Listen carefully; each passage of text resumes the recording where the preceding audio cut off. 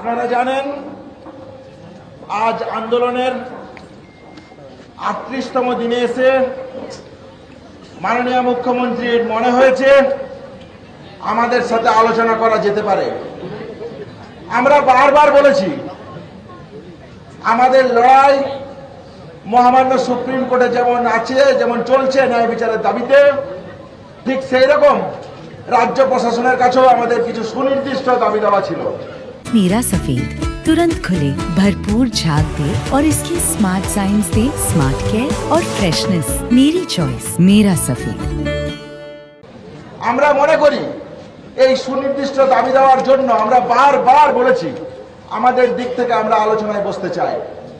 আমাদের সদিচ্ছার যে কোনো অভাব ছিল না, তা আমরা রেখেছি। আলোচনার শুরু এবং আলোচনার যে ফলাফল উঠে এসছে সেই জায়গা সম্পর্কে কিছু কথা বলতে চাই।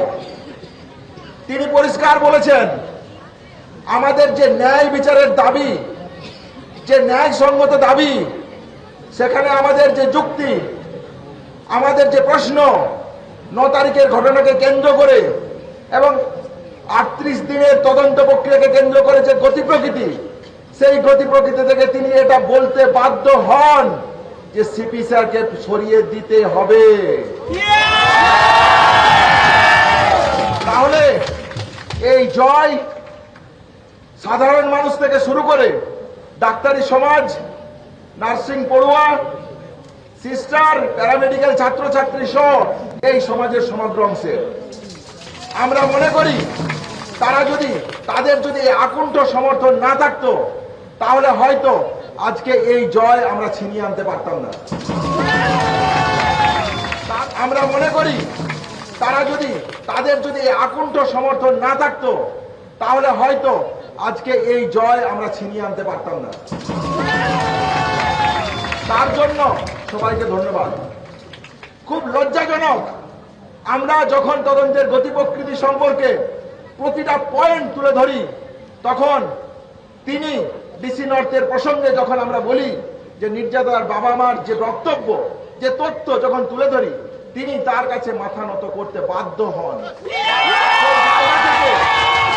সেই জায়গা থেকে ডিসি নর্থকে সরিয়ে দেবেন বলে তিনি প্রতিশ্রুতি দিয়েছেন।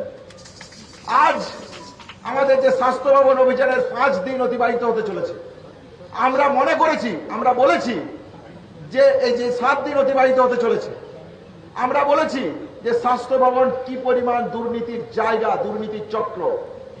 কে এই সন্দীপ ঘোষ, যে কার এই বাড়বাড়ন্ত, কিসের জন্য, কিসের দাবিতে, সেই জায়গা আমরা রেখেছি। রিনোভেশন, রিকনস্ট্রাকশন কার অর্ডারে, কিসের ভিত্তিতে, সেই জায়গাও আমরা রেখেছি। ডিএমই ডিএসএইচ স্যারকে তিনি সরিয়ে দেবেন বলেছেন।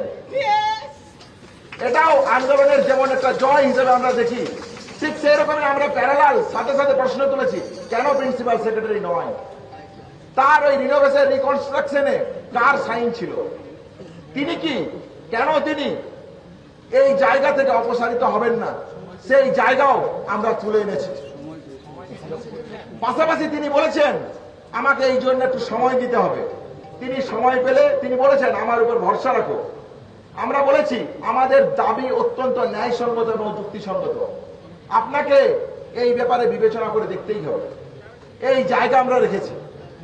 রিগার্ডিং সেফটি, সিকিউরিটি এবং থ্রেড কালচারকে কেন্দ্র করে যে জায়গা কলেজে কলেজে ভয়ের পরিবেশ তৈরি করেছে, সেই জায়গা থেকে রেসিডেন্ট ডক্টর অ্যাসোসিয়েশন কেন প্রয়োজন, কেন ডেমোক্রেটিক ফর্মে স্টুডেন্ট ইউনিয়ন প্রয়োজন, তার প্রাসঙ্গিকতাকে আমরা মনে করিয়ে দিয়ে এসেছি।